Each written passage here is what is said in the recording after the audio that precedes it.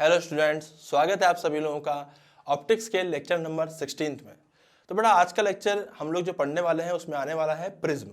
तो मैंने last class के अंदर हल्की सी बात करी थी, ज़्यादा कुछ नहीं, मैंने आपको सिर्फ डायग्राम ही दिखाए थे कि कई प्रकार के प्रिज्म हो सकते हैं। तो बेटा जरूरी नहीं है कि प्रिज्म का मतलब सिर्फ एक पर्टिकुलर शेप ही हो कि भैया अपन इसी को प्रिज्म बोल सकते हैं।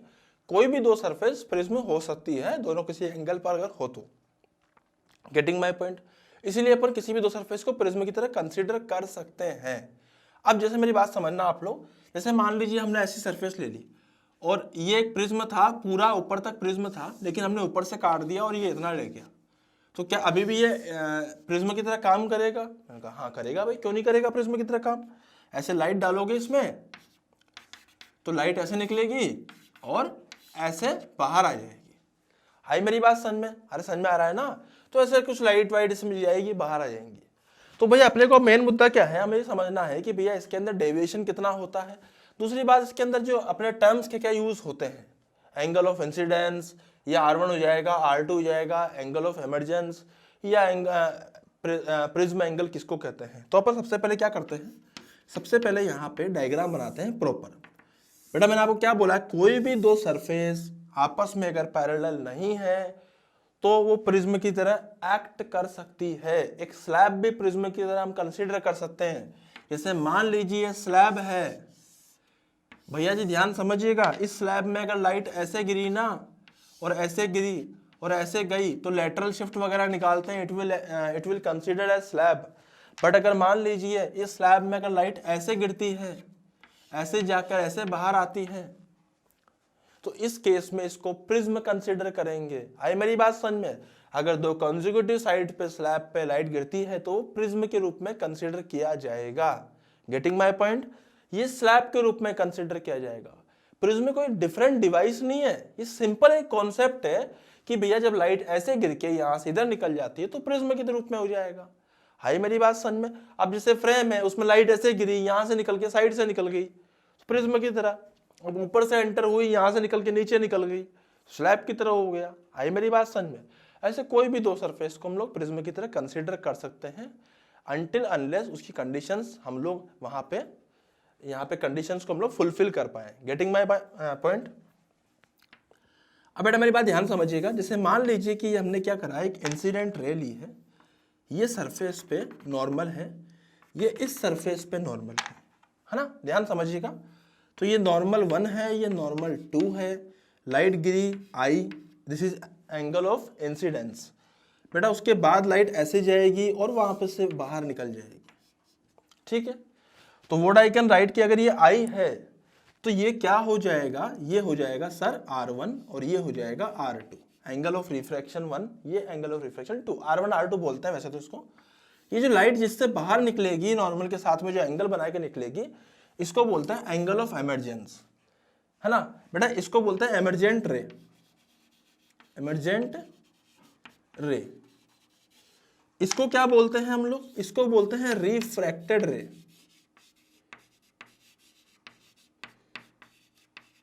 ये सेम टर्म स्लैब में भी काम आते हैं, यहाँ पे इंसिडेंट रे, रिफ्रैक्टेड रे, एमरजेंट रे। इसको हम क्या बोलते हैं? इंसिडेंट रे।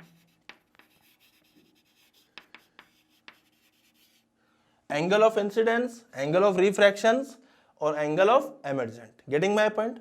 तो बेटा एक बात का ध्यान रखिएगा कि अगर मान लीजिए कि भैया ये जो अपने पास में एंगल होगा, ये वाला और ये वाला, देखो ये पूरा यहां से यहां तक 90 होगा, तो भैया ये हो जाएगा 90 माइनस R1। सही बात है? और ये एंगल हो जाएगा अपने पास में कितना? 90 माइनस R2। अरे सही है ना? तो ये हो जाएगा अपने पास में 90 माइनस R1, ये हो जाएगा 90 minus R2, and this angle will be equals to A। तो व्हाट आई कैन राइट, मैं यहाँ पे देखो ध्यान समझिएगा, इस वाले और इस वाले ट्राइंगल को अगर मैं ध्यान से देखूं तो ये मुझे क्या दे रहा है, यहाँ पे वैल्यू आ रही है A plus 90 minus R1 plus 90 minus R2 is equals to 180 degree. अब सही है ना? तीनों ट्राइंगल का ही पार्ट था, तो तीनों ट्राइंगल के जो तीनों एंगल्स होंगे उनका सम कितना हो जाएगा? 180 डिग्री। तो भैया ये उड़ा दीजिए भैया, बहुत बढ़िया।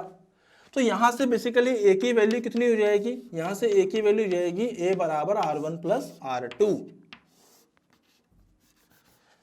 सही है ना। तो यहाँ से ए की वैल्यू कितनी हो जाएगी, ए बराबर R1 प्लस R2। तो यहाँ से हमने ए तो निकाल लिया, ठीक है भैया। अब हमारा मेन मकसद क्या है, यहाँ पे निकालना है हमें, क्या निकालना है यहाँ पे, डेविएशन। कितना डेविएशन हुआ, आई मेरी बात में, नेट डेविएशन कितना हुआ प्रिज्म के द्वारा। तो एक काम करते हैं, इस डायग्राम को मैं दोबारा डेविएशन के लिए ही लिख बनाता हूँ, क्योंकि इसमें समझ में नहीं आएगा आप लोगों को। तो बेटा मैंने इस डायग्राम को रीड्रॉ कर रहा हूँ, यहाँ पे ध्यान से देखिएगा। This is normal 1, this is normal 2, incident ray ऐसे गिरी है ना, उसके बाद रे ऐसे गई, फिर बाहर ऐसे आ गई। बहुत बढ़िया सर, बहुत ही शानदार। अगर ये सरफेस नहीं होती तो ये लाइट ऐसे जाती, सही बात है। अगर लाइट ऐसे जाती तो सरफेस है इसलिए इतनी घूम गई। This is deviation 1। अरे सही है ना। अगर लाइट सीधी जाती ऐसे, आई मेरी बात समझ में, ऐसे अगर लाइट जाती तो भैया मेरी बात समझिएगा, ये पूरा एंगल आई होता और दिस एंगल इज R1, तो डेविएशन 1 हो जाता अपने पास में I माइनस R1। और कैसा हुआ, क्लॉकवाइज। तो ठीक है, अपन यहाँ पे लिख सकते हैं it is clockwise. Getting my point, पक्का। अब मैं बात कर रहा हूं डेविएशन 2 की। डेविएशन 2 बोले तो अगर ये सरफेस नहीं होती तो ये लाइट सीधी जाती, लेकिन ये सरफेस थी। अगर सरफेस थी तो this angle is R2, then this angle is again R2, ये पूरा एंगल E कहलाता। तो डेविएशन हो जाता ये वाला, this is E minus R2, this is E minus R2। तो मैं यहां लिख सकता था E minus R2 clockwise. Getting my point. तो बेटा अगर मैं दोनों को जोड़ दूंगा तो नेट डेविएशन कितना आएगा, यहां से नेट डेविएशन आ जाएगा delta 1 plus delta 2 which is I minus R1 plus E minus R2। और मैं जानता हूं कि I प्लस E तो मैं I प्लस E लिख दूंगा, लेकिन R1 प्लस R2 की वैल्यू A के बराबर होती है तो लिख दीजिए, तो यहां हो जाएगा माइनस A। तो this is the net deviation in prism, जिसको आपको रट के रखना है। It is very very important बेटा, इसको जहन में बसा लो अपने, बहुत इंपॉर्टेंट है। सीधे इस पे क्वेश्चन आ जाते हैं, आपको तो कुछ नहीं करना, सीधा फॉर्मूला डालना है, आंसर निकालना है। आई मेरी बात समझ में। This is derivation for net deviation in the case of prism. And what is a, A is the angle of prism. What is E, E is the angle of emergence. What is I, I is the angle of incidence. Getting my point. तो इस प्रकार से diagram बनता है, और इस diagram में मैंने रीड्रॉ करके यहाँ पे डेविएशन के लिए निकाला है। डेविएशन डेल्टा 1 हो जाएगा कि रे जहां जाती वहां से कितना डेविएट करी, और डेल्टा 2 हो जाएगी जहां जाती वहां से कितना डेविएट करी। तो दोनों मिला के डेविएशन 1 डेविएशन 2 हो गया। तो नेट डेविएशन हो जाएगा कि जानी इधर थी और जा नीचे रही है, तो इसके कारण ही टोटल डेविएशन आया। मतलब जानी कहाँ थी भैया, जानी थी इधर, और जा कहाँ रही है भैया, जा रही है इधर। तो this is the net deviation. अरे सही है ना। तो इसको आप लोगों को नोट डाउन करना है, उसके बाद फिर हम लोग इसी के अंदर कुछ क्वेश्चंस करेंगे और आगे बढ़ेंगे, ठीक है। तो फटाफट से नोट डाउन कीजिए बेटा जल्दी से इस पूरे को, उसके बाद अपन आगे बढ़ते हैं।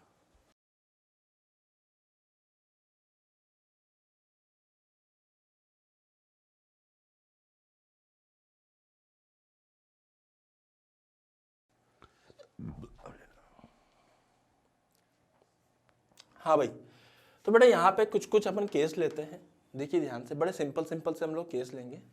केस क्या है सर, बिल्कुल सिंपल सी बात है, कुछ भी नहीं है सच। तो देखो मेरी बात ध्यान समझिएगा बेटा। जैसे मान लीजिए कि हमने क्या करा, हमने यहां पर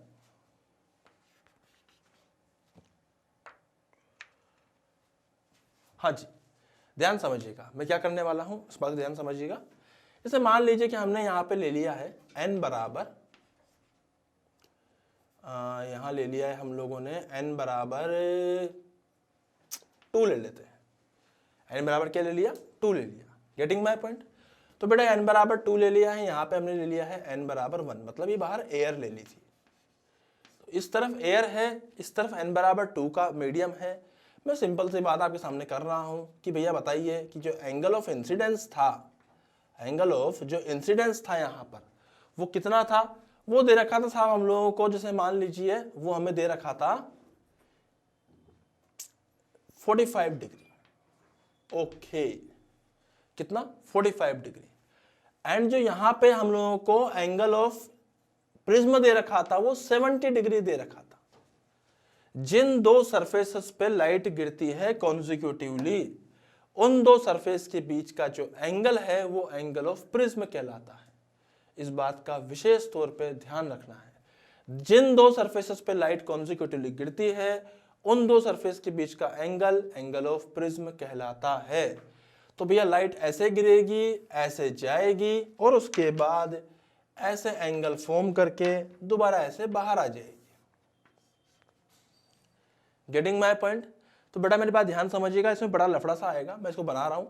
सबसे पहले अपन यहां स्नेल्स लॉ लगाएंगे तो कितना आएगा, 1 into sin of 45 is equals to 2 into sin of R1। सही बात है यार, R1 आएगा ना यहाँ पे। अब मैं सोल्व किया है इसको तो ये हो गया 1/√2, इसको नीचे ले जाऊंगा तो ये हो जाएगा 1/2√2। अरे सही है ना, 1/2√2 यहाँ पे हो चुका है। अब मैं क्या करूंगा बेटा, मैं यहाँ पे लिख दूंगा it is equal to sine of, यहां लिख दूंगा मैं R1। तो बेसिकली यहां से R1 कितना आ जाएगा, वो आएगा साइन इनवर्स ऑफ 1/2√2।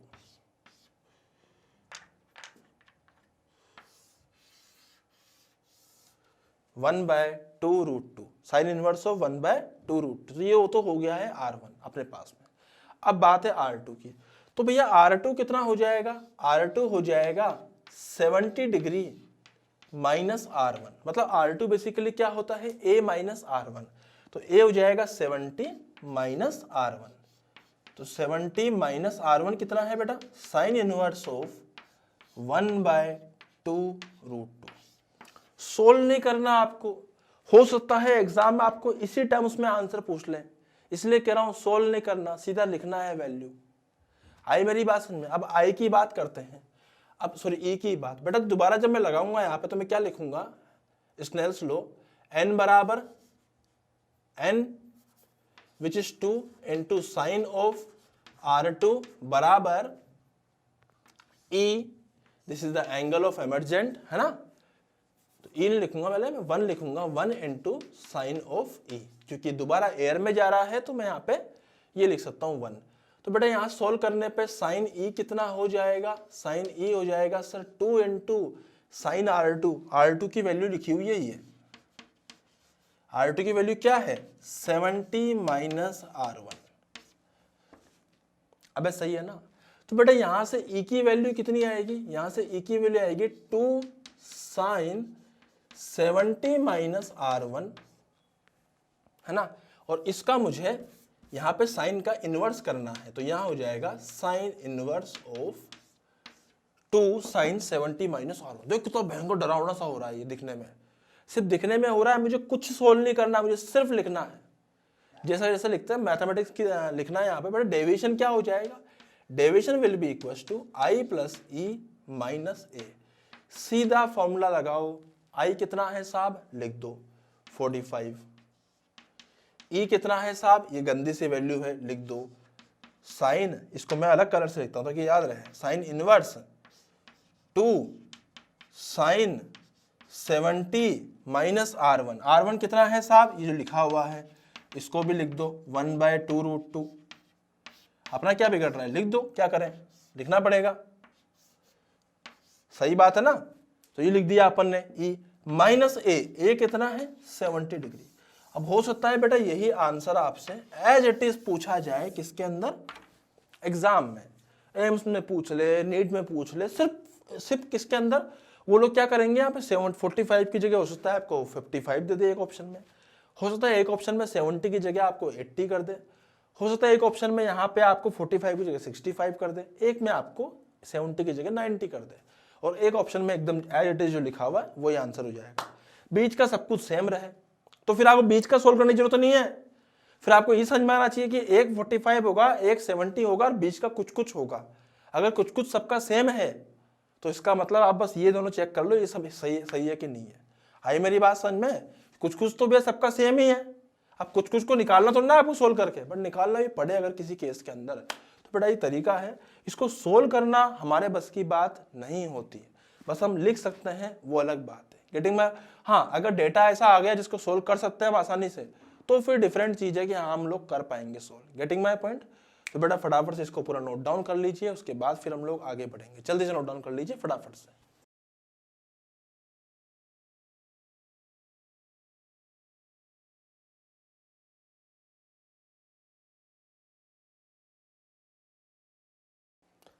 हाँ भाई, तो मैं आपको यहाँ पे एक सवाल कराता हूँ प्रिज्म के अंदर, जरा ध्यान से देखिएगा। जैसे मान लीजिए कि मैंने क्या करा भैया, एक प्रिज्म ले लिया है, ठीक है। अब ऐसे मैंने एक प्रिज्म ले लिया है भैया, तो इस प्रिज्म का मैंने जो एंगल ऑफ प्रिज्म लिया है वो 75 डिग्री लिया है। कितना लिया है? 75 डिग्री। तो बेटा यहाँ से अपन एक नॉर्मल ले लेंगे, यहाँ से अपन एक नॉर्मल ले लेंगे। तो इस पे जो लाइट गिरेगी ऐसे, वो कितने डिग्री पे गिर रही है? 75 डिग्री एंगल अपन प्रिज्म लिया है, एंगल ऑफ प्रिज्म। तो हमने लाइट मान लीजिए 45 डिग्री पे गिर रही है। n बराबर ये √2 हो जाएगा, ये n बराबर 1 हो जाएगा, और ये n बराबर 1 हो जाएगा। सही बात है। तो भैया मैं क्या करूंगा, यहां से मैं लाइट ऐसे डालूंगा, फिर यहां से लेके ऐसे लेके जाऊंगा, उसके बाद लाइट में ऐसे ले जाऊंगा। ऐसे कुछ होगा इसके अंदर, सही है ना भैया? तो अभी हम लोग क्या करने वाले हैं, ये 45 डिग्री है, तो सबसे पहले निकालेंगे R1, उसके बाद निकालेंगे R2, उसके बाद हमें निकालना है E, तो फिर डेविएशन निकाल पाएंगे। Okay sir. तो भैया सबसे पहले स्नेल्स लॉ यहाँ पे इस्तेमाल करते हैं, तो यहाँ पे लिखिए स्नेल्स लॉ। इस जगह पर अगर मैं स्नेल्स लॉ लगाऊंगा तो कितना हो जाएगा, यहाँ हो जाएगा 1 into sine of 45 degree is equal to n बराबर कितना है, √2 into साइन ऑफ R1। सही बात है। तो सोल्व करा इसको हम लोगों ने, कितना आया यहाँ पे, साइन 45 होता है 1/√2 is equal to √2 into sine R1। तो भाई साहब यहाँ से सोल्व करने पे साइन R1 की वैल्यू आएगी 1/2, क्योंकि √2 जब नीचे जाएगा तो 1/√2 into √2 1/2 हो जाएगा, और R1 की वैल्यू हो जाएगी 30 डिग्री। सही बात है, कितनी जाएगी, 30 डिग्री। तो बेटा यहां से मैं क्या करूंगा, मैं जानता हूं कि जो R1 प्लस R2 है वो एंगल ऑफ प्रिज्म होता है, और मैंने पहले भी बोला है एंगल ऑफ प्रिज्म वो होता है जिस पर जिन दो सरफेसेस के बीच मतलब सरफेसेस के ऊपर लगातार रे गिर के जा रही है, उन दोनों सरफेस के बीच का angle he angle of prism कहलाता है। तो मैं क्या लिखूंगा, R1 बराबर R2 साइन R1 बराबर R1 plus R2 equal to 75 degree. ठीक है, यहाँ पे आ रहा है। तो यहाँ पे R1 की वैल्यू 30 डिग्री है, और R2 की वैल्यू यहाँ पे नहीं पता, इक्वल टू टोटल 75 है। तो after solving this I will get R2 बराबर 45 डिग्री। ठीक है, तो R2 की वैल्यू 45 डिग्री हो जाएगी आफ्टर सॉल्व करने पर। तो हम लोग कह सकते हैं कि R2 भैया 45 हो गया। तो अगेन लगाइए यहाँ पे स्नेल्स लॉ। तो अगेन यहाँ पे हम क्या लगाने वाले हैं, स्नेल्स लॉ। तो भैया स्नेल्स लॉ कितना आएगा, यहाँ पे हो जाएगा √2 into साइन ऑफ R2 बराबर 1 into साइन ऑफ E। तो √2 को तो √2 रहने दीजिए, साइन ऑफ R2 कितना हो जाएगा, R2 sine of 45 degree equal to 1 into sine of E। तो बेटा साइन 45 क्या होता है, 1/√2, तो √2 से √2 कैंसिल हो जाएगा, ये 1 रह जाएगा, 1 बराबर साइन E। तो यहां से सोल्व करने पे E की वैल्यू आएगी 90 डिग्री। ओहो, ये 90 डिग्री आ गया। इसका मतलब बेसिकली जो रे निकलेगी ना वो ऐसे निकलेगी, एकदम चिपक के निकलेगी इससे। मतलब मैक्सिमम जो E हो सकता है वो यहाँ पे पॉसिबल हो रहा है, इससे ऊपर E नहीं जाएगा। अबे इससे ऊपर चल जाएगा तो TIR हो जाएगा ना। तो ये मैक्सिमम E हो चुका है कि E बराबर 90 डिग्री यहाँ पे हो गया है। तो बेटा सॉल्व करने पर हमें ये समझ में आएगा यहाँ पर कि जो डेविएशन हुआ वो हो जाएगा 1 + E - A। तो मैं लिख सकता हूं deviation will be equal to I कितना है अपने पास में 45 डिग्री, ई आया 90 डिग्री माइनस ए आया 75 डिग्री। तो बेटा सोल्व करने पे ये कितना आ जाएगा, इसको सोल्व कीजिए एक बार जल्दी से, कितना आएगा ये हो जाएगा साहब 135 माइनस 75। अबे सही है ना। तो बेटा सोल्व करने पे और कितना आएगा, देखो ध्यान से देखिए, तो 5 से 5 चले गए 0, 13 से 7 अगर हम लोग सब्ट्रैक्ट करेंगे तो कितना बचेगा 6, तो 60 डिग्री यहाँ पे डेविएशन आया है। अबे सही है ना, 75 कितना हो जाएगा 60 डिग्री यहाँ पे डेविएशन आया है। तो किस प्रकार से सोल्व किया, बिल्कुल सिंपल सा तरीका था। आपको क्या आना चाहिए, आपको डेटा समझ में आना चाहिए।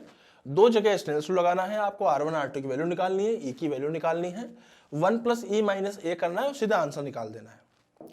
आ जाता है, मैंने आपको बताया कि डेविएशन के क्वेश्चंस आ जाते हैं, आ जाते हैं। जरूरी नहीं है कि भैया कि आपको हमेशा ऐसे पूरा पूरा ही दे, हो सकता है आपको ऐसे भी दे दे। अब आप सवाल देखिएगा, अभी नोट डाउन कर लीजिएगा बेटा, मैं टाइम दूंगा, पहले आप सवाल देखिए।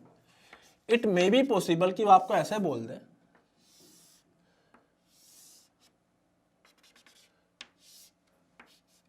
कि this is 70 degree, this is 90 degree and this is 60 degree, ऐसे ही बोल दे। पूरे डेविएशन क्या है, तो क्या कौन सी बड़ी बात है भैया, डेविएशन निकालना हो सीधा। आई कितना है 70, ई कितना है 60 माइनस ए कितना है 90। भाई साहब सोल्व करने पे कितना आएगा, 70 प्लस 60 कितना होता है भाई साहब, कितना होता है 130। तो 130 में से 90 गए तो बचेगा कितना 40 डिग्री। अरे समझ में आ रहा है ना। तो भैया 70 प्लस 60 130 माइनस 90 40 डिग्री। तो हो सकता है आपको वो ऐसे भी दे दिया जाए। सोच के देख एक और चीज, यहां पर हो सकता है कि वो आपसे ऐसे बोले कि भैया ध्यान से देखिएगा भैया जी, ये हमारे पास में प्रिज्म था जिसका 90 डिग्री एंगल था, तो अगर मैंने इस प्रिज्म में सेम प्रिज्म में जो पिछली बार लिया है यहां एंगल 60 ले लिया है, तो भैया ये एंगल 70 आएगा। अरे आ रहा है समझ में। तो भैया सॉल्व करने पे कितना आएगा डेविएशन, डेविएशन आएगा 60 प्लस 70 माइनस 90। तो after solving this we will get 40 degree. अबे आया समझ में। मतलब एक प्रिज्म के अंदर अगर मैं चाहूं तो ई को आई से रिप्लेस कर सकता हूं, मतलब एक्सचेंज कर सकता हूं, नॉट रिप्लेस, एक्सचेंज कर सकता हूं। अगर मैं आई की जगह 60 ले लूंगा तो ई मेरा आएगा 70। अगर जैसे मान लीजिए यहाँ पे आ रहा है 45, आई आ रहा है और ई आ रहा है 90, अगर आप इसको 90 कर दोगे तो ये ऑटोमेटिक 45 आएगा। एक्सचेंज कर दोगे तो भी डेविएशन तो सेम रहेगा भैया। डेविएशन क्या होता है, आई प्लस ई माइनस ए। अगर आपने आई की जगह ई को लिख दिया, डेविएशन क्या हो जाएगा, ई प्लस आई माइनस ए। उससे क्या फर्क पड़ता है। अबे तू यहाँ पे आई प्लस ई माइनस ए कर रहा है, उसकी जगह तूने अगर ई प्लस आई कर दिया, उससे क्या फर्क पड़ा, तो ये ई प्लस आई हो जाएगा माइनस है। बात तो एक ही है। अरे समझ में आ रहा है ना। तो भैया आपको इसको पूरा नोट डाउन करना है, देन उसके बाद फिर हम लोग आगे बढ़ेंगे। जल्दी से नोट डाउन कीजिए, फिर अपन लोग आगे बढ़ते हैं जल्दी से।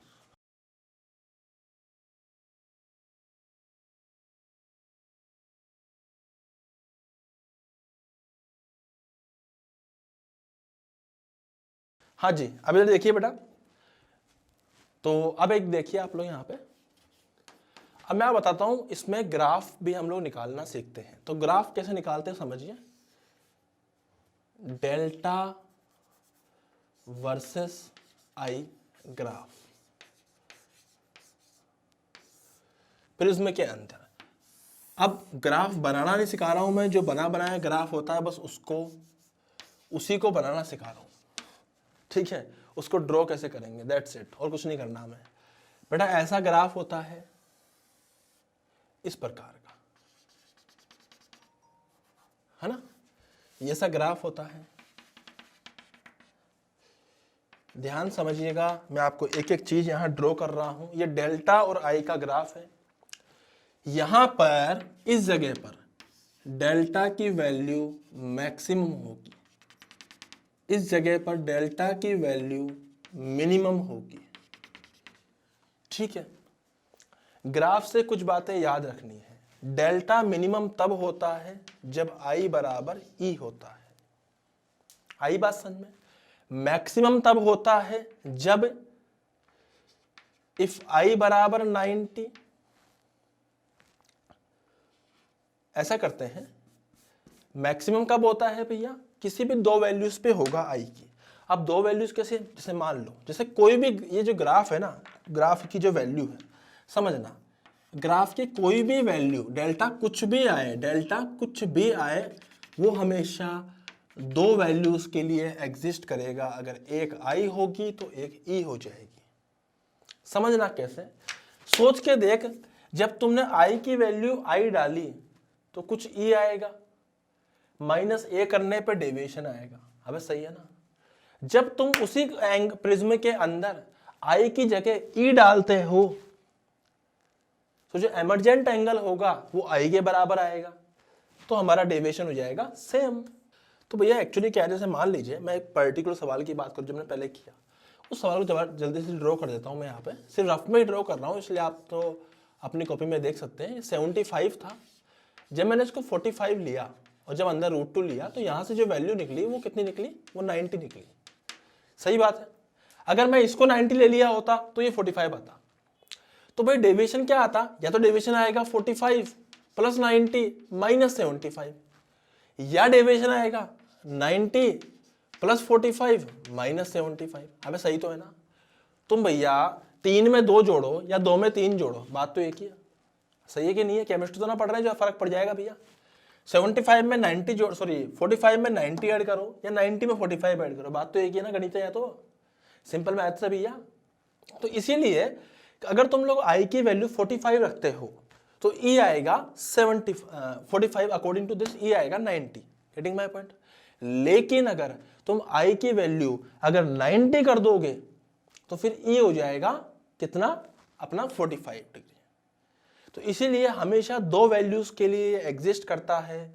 आई मेरी बात समझ में? अगर एक वैल्यू अगर आपको ऐसे दे रखा है, मेरी बात ध्यान समझिएगा, ऐसे दे रखा है कि आपको कि भैया इस ग्राफ के according one angle is 45 and another angle is 67. If 45 is angle of incidence, then what will be the angle of emergence? 67. खत्म बात। आई मेरी बात समझ में? ये बात ध्यान रख लेना, रट लेना बेटा ये बात। मैं भी आपको क्वेश्चन करा दूंगा, कोई बड़ी बात नहीं है, पर आपको ग्राफ समझना है। तो ये ग्राफ एक्चुअली, पहली बात तो इस ग्राफ की कुछ प्रॉपर्टीज है, तो मैं बता देता हूँ आपको क्या क्या प्रॉपर्टीज हैं। तो सारी प्रॉपर्टीज आपको यहाँ पे लिखी हुई दिखाई देंगी, है ना? एक काम कीजिए, सारी प्रॉपर्टीज को सबसे पहले आप नोट डाउन कर लीजिए, है ना? जल्दी से फटाफट से सिंपल सिंपल से 4 पॉइंट्स है, उसको नोट डाउन भी कर लीजिए बेटा। मैं आपको बता भी देता हूँ क्या क्या प्रॉपर्टीज है वो सारी।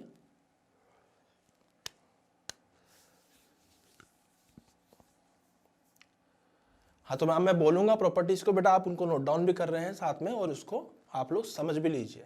ग्राफ इन्फिनिटी तक नहीं जाता है, ये पहली प्रॉपर्टी है। This is not a parabolic graph, है ना? पैराबोलिक ग्राफ नहीं है ये। यहाँ पे डेल्टा या delta proportional to I square नहीं है। This is not a parabolic graph, है ना? ये साइन का एक बहुत खतरनाक सा ग्राफ है, इनवर्स और साइन को मिलाकर। This is not a parabolic graph. Delta की वैल्यू मिनिमम तब होती है जब आई बराबर ई होगा। डेल्टा की वैल्यू मैक्सिमम तब होती है जब आई या फिर ई दोनों में से कोई एक 90 हो। अगर आई 90 होगा तो ई समथिंग हो जाएगा, अगर ई 90 होगा तो आई समथिंग हो जाएगा, डेविएशन सेम रहेगा। तो मैक्सिमम तब आता है जब दोनों में से कोई एक 90 हो। अब बेटा ग्राफ में देखिए वापस से, तो दोनों में से कोई मैक्सिमम कब आएगा? दो वैल्यूज पे आएगा। अगर आई 90 है तो ई समथिंग कुछ आएगा, अगर ई 90 है तो आई की वैल्यू समथिंग कुछ आएगी। Getting my point? तो बेटा इस पे ग्राफ में बहुत ही बढ़िया बढ़िया चीजें पूछी जाती है, बहुत ही बढ़िया बढ़िया सवाल पूछे जाते हैं। तो ये सारी प्रॉपर्टीज आपने जो लिखी है, ये ग्राफ का डायग्राम ढंग से बनाइए, इसमें आपको जो समझ में आया वो जरूर लिख लीजिए। किसी भी डेल्टा के लिए दो वैल्यूज पॉसिबल है एंगल ऑफ इंसिडेंस की। अगर आपने 30 डिग्री इंसिडेंट एंगल डाला तो दूसरा वाला जो होगा वो एमर्जेंट एंगल कहलाएगा। अगर आपने इसको इधर डाल दिया 60 डिग्री तो दूसरा वाला एमर्जेंट एंगल कहलाएगा। आई मेरी बात समझ? मतलब जैसे मान लीजिए 45 डाला तो एमर्जेंट 90 पे करेगी, उसी को अगर आपने 90 पे इंसिडेंट करा दिया तो एमरजेंट 45 पे करेगी। आई मेरी बात समझ में? तो फटाफट से आप इसको नोट डाउन कर लीजिए, फिर मैं आपको एक सवाल देता हूं बढ़िया सा जल्दी से।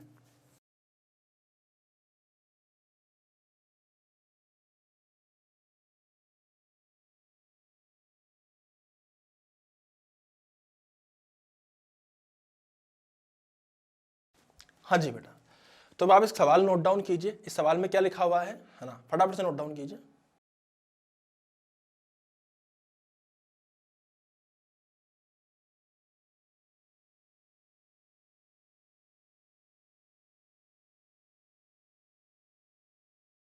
हाँ जी बेटा, सवाल में आपको क्या बोला गया? सवाल में आपको बोला गया कि in a prism if delta is same for two angle of incidence, ऐसे बोला गया आपको, delta is same for two angle of incidence. If one angle is 70 degree and another is 78 degree, यही बोला गया, एक 70 डिग्री है और एक 78 डिग्री है ना। तो इन दो के लिए जो डेविएशन एंगल आएगा वो सेम आ रहा है। अब मैं आपको पूछूं, मैं सवाल में आपसे पूछा गया है कि if angle of incidence, if I बराबर 78 degree for this particular case what will be the angle of emergent. तो बेटा इसका सिंपल सा आंसर है 70। खत्म, फालतू फुकड़े जो दिमाग लगाना। अब 70 और 78 के लिए सेम आता है डेविएशन, इसका मतलब अगर एक 78 होगा, वही अगर एंगल ऑफ इंसिडेंस है तो दूसरा 78 होगा, सॉरी एक 78 होगा, अगर वही एंगल ऑफ इंसिडेंस है तो दूसरा 70 होगा, वही एंगल ऑफ एमरजेंट होगा। Getting my point? तो बेटा ये सवाल मैंने आपको यहाँ पे कराया है, बहुत ही प्यारा सवाल है, बहुत ही प्यारा सवाल है। आप इसको फटाफट से नोट डाउन कीजिए। उसके बाद मैं आपको इसके ऊपर एक बढ़िया सवाल कराता हूँ जो काफ़ी टाइम पहले एग्जाम में आया था, ऑप्शन से ही वो क्वेश्चन हो पाएगा, इसीलिए मैं आपको सवाल देता हूँ। फटाफट से पहले आप इसको नोट डाउन करने के बाद फिर सवाल नोट डाउन कीजिएगा, ठीक है? तो जल्दी से बेटा इसके ऊपर आपको जो भी लगता है वो आप फटाफट छाप लीजिए, उसके बाद फिर आप सवाल नोट डाउन कीजिएगा जल्दी से, है ना। फटाफट से आप इसके बाद सवाल नोट डाउन कीजिएगा।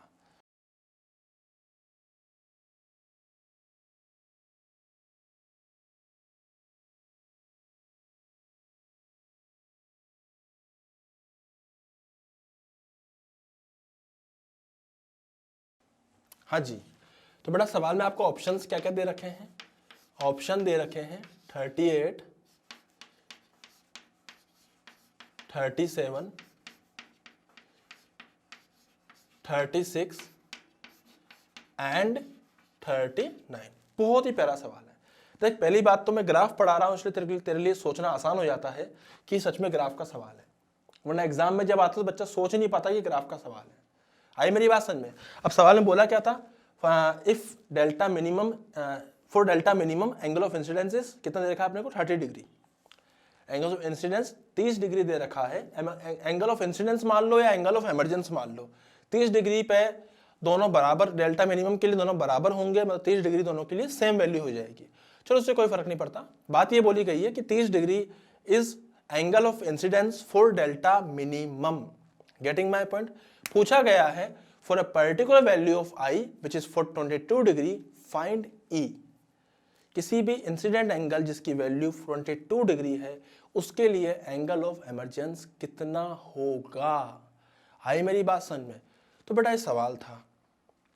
इस सवाल में एक बड़ी इंपॉर्टेंट चीज थी, मैं बताता हूं आपको। जब आपने ये जब आपने डायग्राम बनाया होगा, इसकी कुछ प्रॉपर्टीज में एक और चीज आई होगी कि this x2 is greater than x1। उस समय उस्ताद आपके दिमाग में आया भी हो कि सर ये क्या है, पर आपने पूछा नहीं, पूछ नहीं सकते क्योंकि डिजिटल क्लास है। तो आपको यहाँ पे मैं जानबूझ के नहीं बोला हूँ, मुझे पता था कि इसकी वैल्यू, इसका मतलब क्या है, मैं बताता हूँ आपको, है ना। उसके लिए मैंने क्वेश्चन लिया है स्पेशली।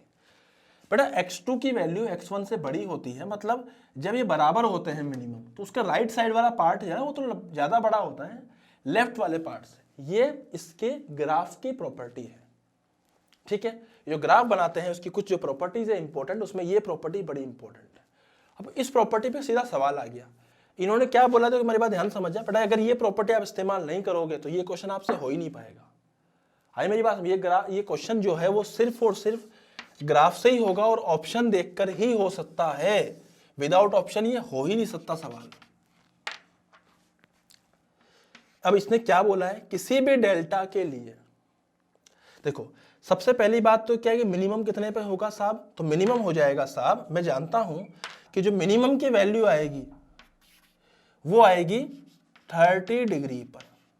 कितने पर? 30 डिग्री पर मिनिमम आएगा साहब। हाँ भाई ठीक है। अब पूछा है कि जो 22 डिग्री था उस पर्टिकुलर डेल्टा के लिए, मतलब कुछ डेल्टा होगा इसका, उसके लिए ई कितना होगा, मतलब मुझे ये पता करना है। ऑप्शन मेरे पास में 4 है। अरे समझ में आ रहा है ना, ऑप्शन मेरे पास में 4 है। मुझे बोला गया है कि मिनिमम के लिए 30 है और किसी पर्टिकुलर के लिए जब 22 होगा एंगल ऑफ इंसिडेंस, तो उसके लिए एंगल ऑफ एमरजेंट कितना होगा या एमरजेंस कितना होगा। तो भैया एक बात का ध्यान रखना है, ये जो प्रॉपर्टी है कि x2 is greater than x1, ये यहां पे यूज होएगी। सोचो x2 क्या हो जाएगा साहब, x2 हो जाएगा ये डिस्टेंस, ये कितना हो जाएगा x1। बेटा x1 कितना है, x1 है 8 डिग्री, 30 माइनस 22 इज 8, तो x2 कितना हो जाएगा sir, x2 should greater than 8 degree.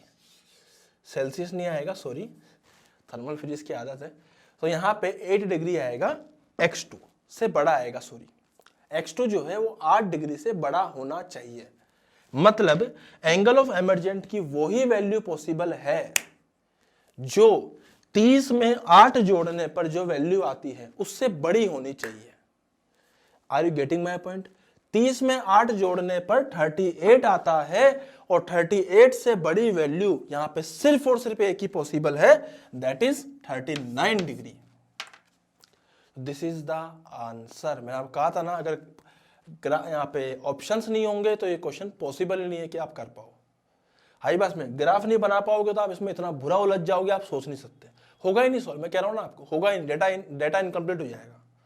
हो सकता है कि आपको एग्जाम ऐसा भी कुछ ऑप्शन दे दे, लो भैया थर्ड ऑप्शन दे दिया आपको, डेटा इनसफिशिएंट, लो।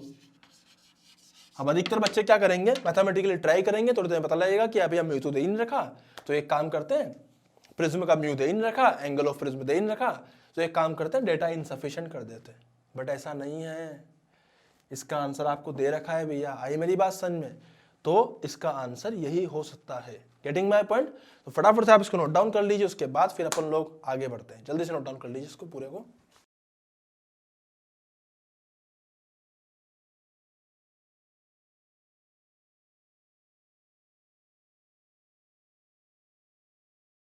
हाँ भाई, तो अभी मैं बात करूंगा डेल्टा मिनिमम की। तो बेटा डेल्टा मिनिमम जो होता है ना, डेल्टा मिनिमम कब होता है, इफ आई बराबर ई अपने को दे रखा हो। अगर आई बराबर ई दे रखा है तो डेल्टा मिनिमम हो जाएगा। सेकंड केस है डेल्टा मिनिमम के लिए ही, ये तो फर्स्ट केस था। सेकंड केस क्या हो जाएगा, सेकंड केस हो जाएगा कि इफ डेल्टा मिनिमम आई बराबर ई अपने को दे रखा है। सेकंड केस हम मान सकते हैं कि जैसे मान लीजिए कि हमें दे रखा हो R1 बराबर R2, सही बात है भी। अब ई आई से ही तो R1 आता है और R2 से ई आता है, दोनों बराबर है तो R1 बराबर R2 होगा, सही बात है भैया। या फिर तीसरी बात है, और डेल्टा मिनिमम कब कब हो सकता है, या तो ये हो या फिर ये हो या फिर सुना, अगर ये प्रिज्म है, इस प्रिज्म पे अगर ऐसे लाइट इंसिडेंट होती है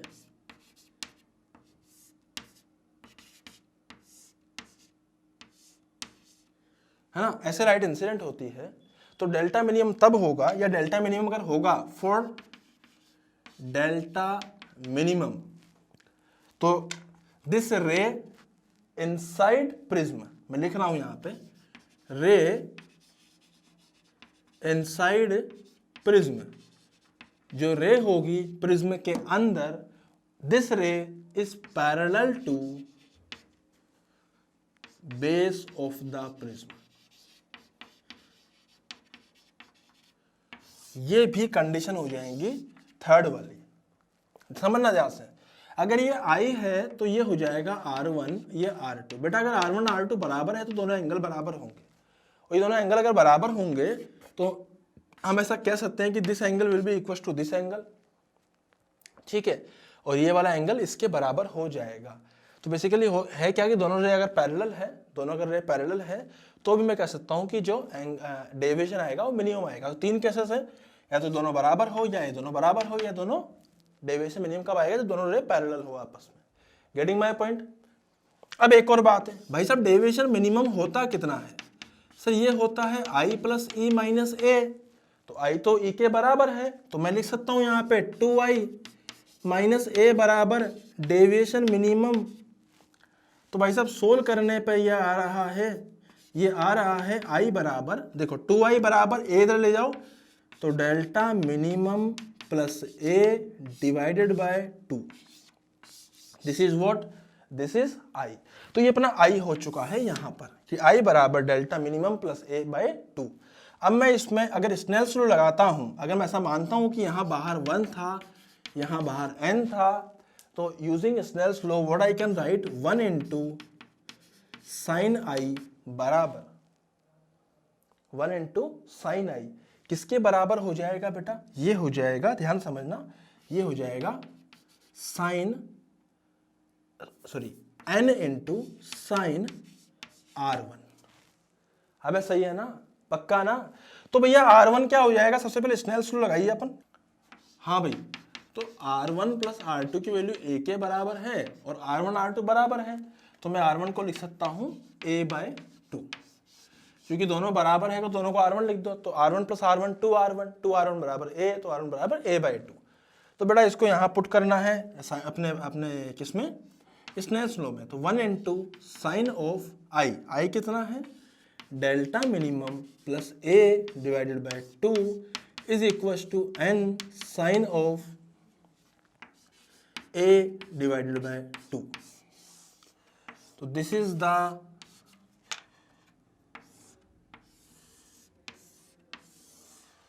one into sine delta minimum plus a by 2 equal to n sine a by 2।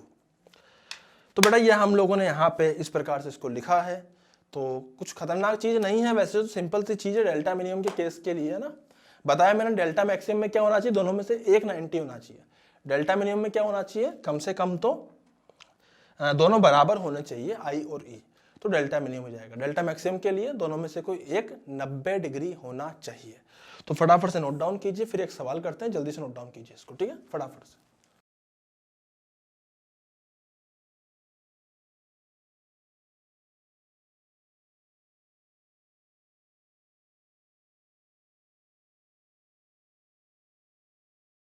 हाँ जी, तो बेटा मैं एक सवाल देता हूं आपको, सवाल देखिए ध्यान से।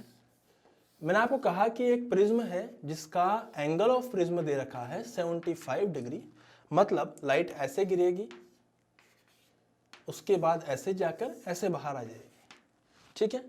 तो पूछा गया है कि बताइए इस पर्टिकुलर केस के लिए find delta maximum. Delta maximum की वैल्यू बतानी है इसके लिए। प्रिज्म का जो हम लोगों को रिफ्रैक्टिव इंडेक्स दे रखा था प्रिज्म मटेरियल का, वो √2 दे रखा था। तो पूछा गया है फाइंड डेल्टा मैक्सिमम। जल्दी से बताइए डेल्टा मैक्सिमम।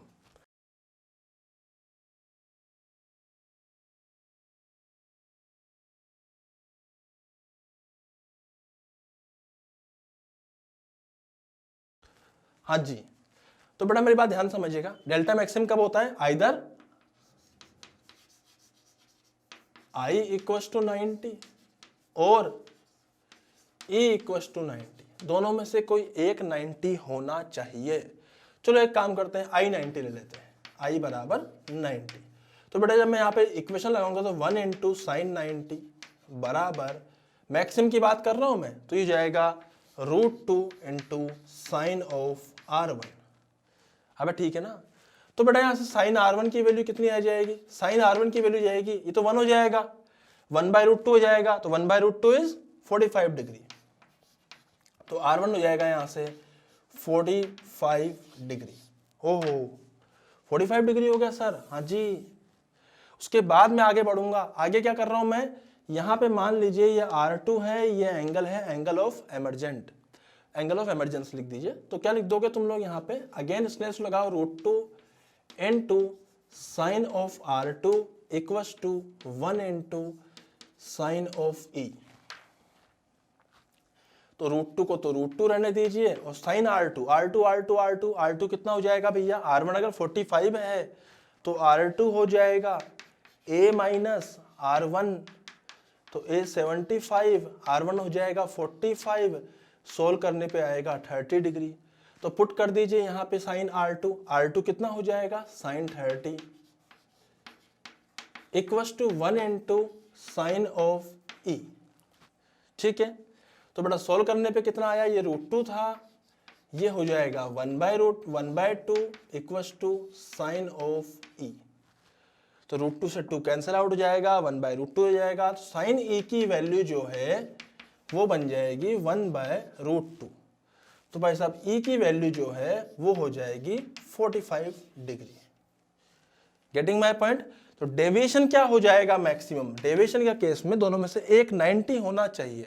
तो अगर मैंने ऑलरेडी I को 90 ले लिया है तो E 45 आ रहा है और डेविएशन एंगल ऑफ फ्रीज 75 आ रहा है, और सोल्व करने पे 45 plus 90 is 135, 135 minus 75 is 60 degree. तो this is the maximum deviation for this type of this particular case. Getting my point.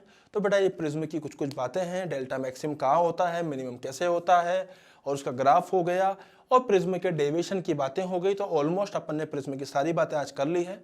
कुछ स्पेशल केसेस होते हैं प्रिज्म के, तो हम लोग नेक्स्ट लेक्चर में पढ़ेंगे, और डिस्पर्जन के बारे में हम हल्की सी यहाँ पे जानकारी इकट्ठी करेंगे।